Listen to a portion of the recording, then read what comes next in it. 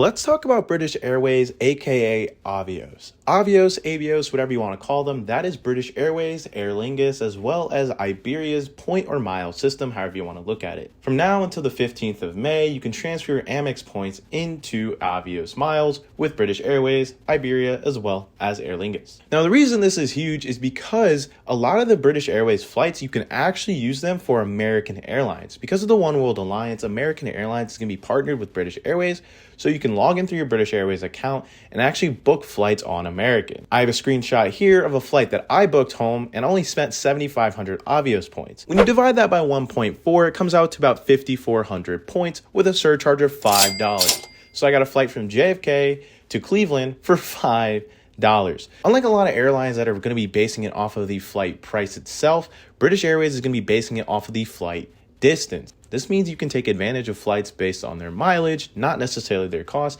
and get massive value out of your points earned Avios. Right now, I could book a flight through British Airways and only spend 44,000 points when you factor in the 40% multiplier with Amex. Normally, through the Amex portal, that would cost me 160,000 points. Alternatively, I could go through ANA and spend 90,000 points for an economy class ticket.